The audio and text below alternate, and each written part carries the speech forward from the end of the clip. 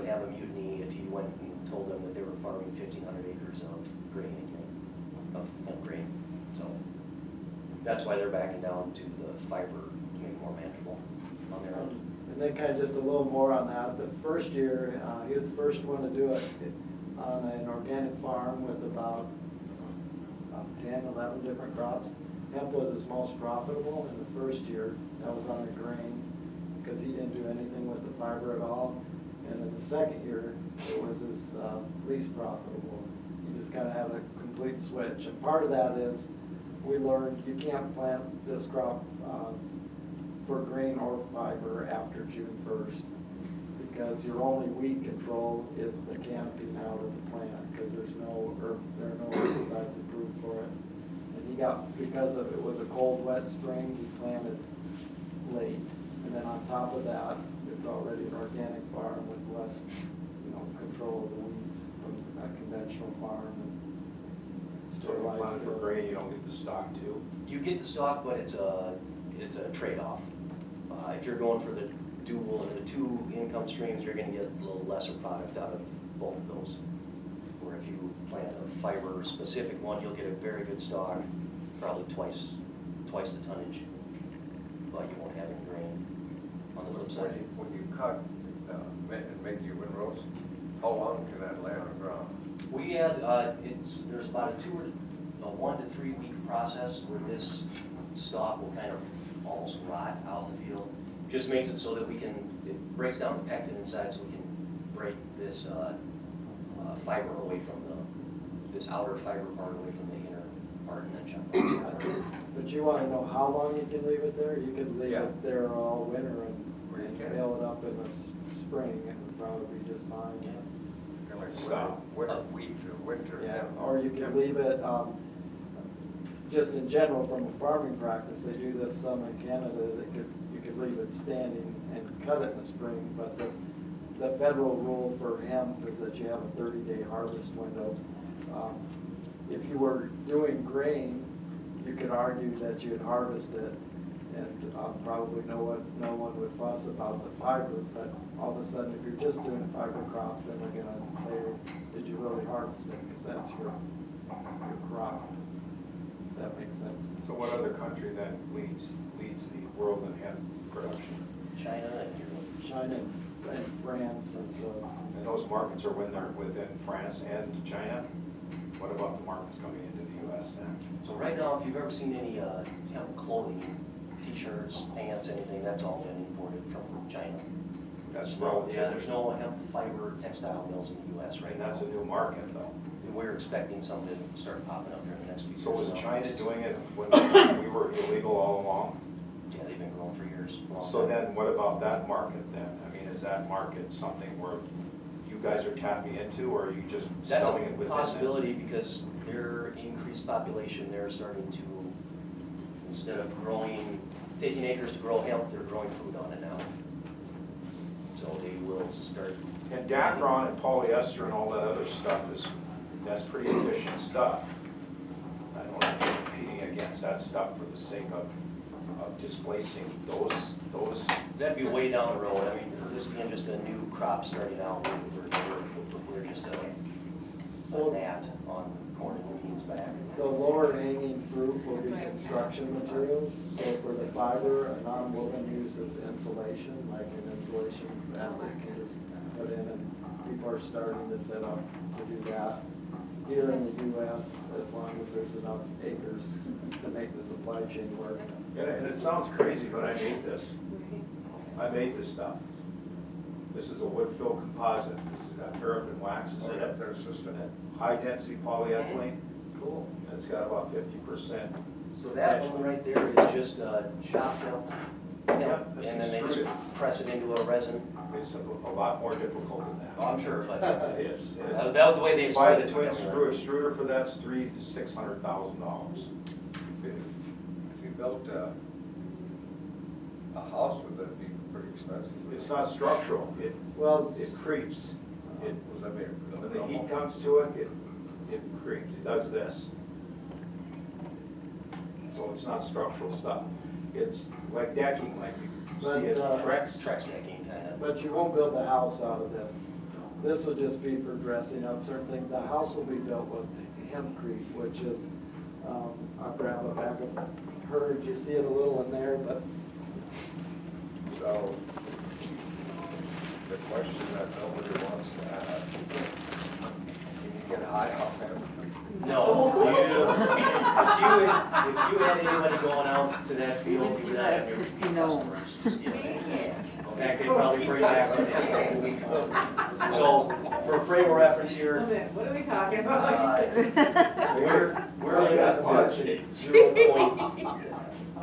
we're limited to 0.3% THC.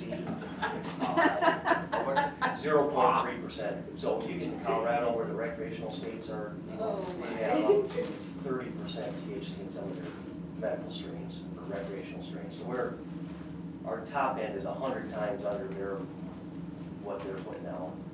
So And still most has- of our varieties that we've had tested in the state are 10 to 100 times under that limit too. So THC has been pretty well bred out of all this. So that THC, you have to almost smoke a bale in order to get off. Yeah, you need to join Get about your eyes That's ditch weed, big time. Guys, so you wouldn't have any repeat customers, so. Nobody's selling this stuff back in the '60s. so I think you asked what our cut was. So what we're selling are these products. We're selling this herd, and it goes, depending on what you're selling it for, animal bedding is kind of a lower place to send it to, because it's just, yeah, animal bedding. But that might sell for 30 to 40 cents a pound. If it makes grade sizing and cleanliness for the people that build houses that mix this with a lime binder, it can go for as high as 65 cents a pound. Is that a pound in there? How much do you think that is? I heard about your sales back in the 60s. You tell me how much that Is it bad? is. I can't wait to That's about 2 pounds. The fiber market's developing. The fiber should sell somewhere between $1 and $2 a pound, depending on its quality. And the fiber is 20% of the product that comes from the stock, and the herd is 80%. So that's what you'd be looking at if you get going in it. And you have a successful year with 1,000 acres, right away you can follow the next year with the facility and take care of it yourself. So you were asking Cody what our cut would be on that? So if you raised 1,000 acres at 5 tons per acre, you have 5,000 tons. This stock weighs out at about 75% herd. Oh, I said 80-20, but. Okay, so there's 10 million pounds of herd or of stock times 65%, 7.5 times about, say, 50 cents, about 3.7 million. On the gross. On the gross. That's gross. So how much would we, So if you guys wanted to put your own facility up, you know, you would. so if we don't have our facility out, but we wanted to harvest this and grow this, do you guys have a facility where we can take it? Yes, yeah. That's what we're promoting here, isn't it? We got 2 new facilities. This is just getting delivered today, and mine's getting delivered here at the end of the month, and we'll be up and running by summer. Kansas and in South Dakota, No, both in South Dakota. and you got about 13,000 square in each one of them? Oh, building wide? Yeah, size wide, yeah. In Pier or where? I'm down the southeast corner. Wakanda is where I'm from. I'm Right. right Yankton, familiar? close to Madison. It's a little village called Madison. That big town down More questions? No? Cody? No, sorry. You're the one asking all the questions. Or if you want to do it. So he's got a thumb drive with the full presentation we'd give if we were able to do that. We also have growers meetings always coming up. Here's another card. Excuse me, sir. Oh, you're good. And Do you need a flash drive? he wants a card. Oh, Card, business card. Couple more. Say I that- was gonna take them to Boyd.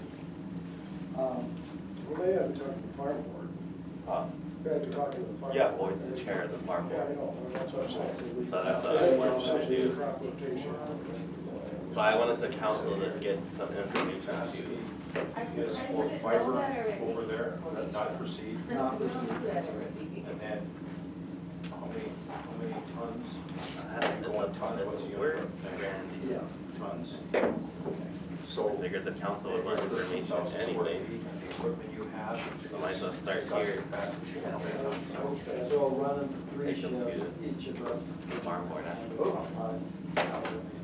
tons wise, I think of it, I planned the shifts originally on 3 tons of acre, 1,000 acres, 3,000 tons of shifts.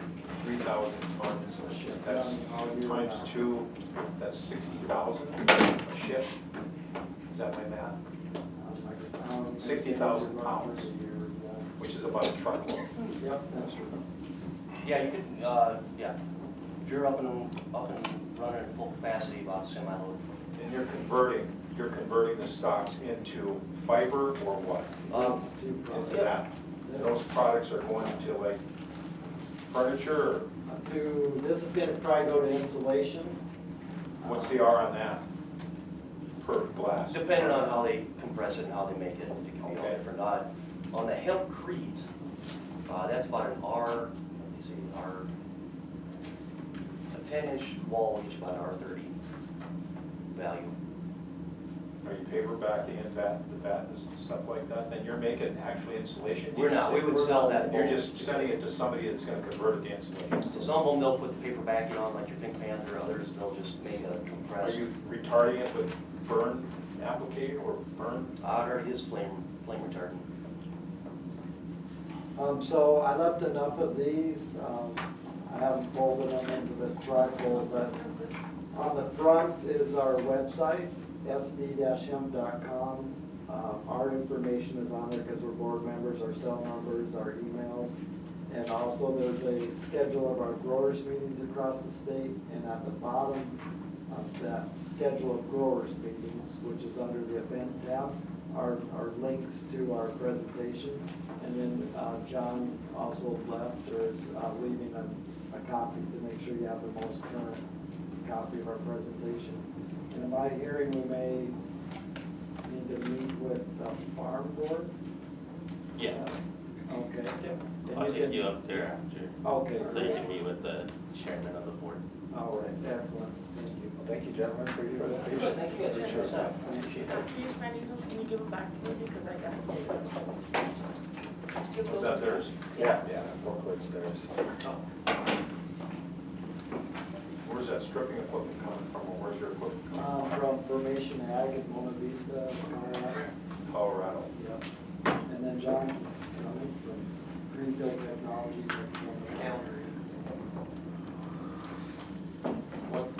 What other products can you do with that, like rape or rapeseed or? You know, we haven't figured that out. Someone brought up Flax stuff.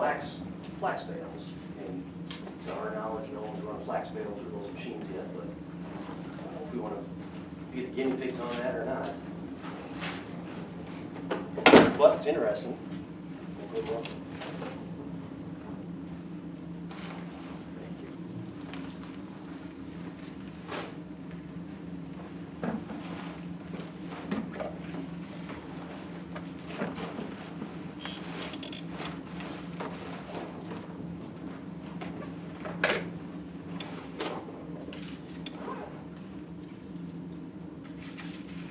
Oh, you guys have meetings here. What? Oh, you guys have meetings here. Once a month, is our constitutional duty, but we have special meetings if we need to, in that 30-day period. I'll take a 5-minute recess, and step out real quick, and then we'll have, Brian, are you for personnel? Yes. Okay. Well, I'm going to personnel. It is 2:45. Recess for 5 minutes.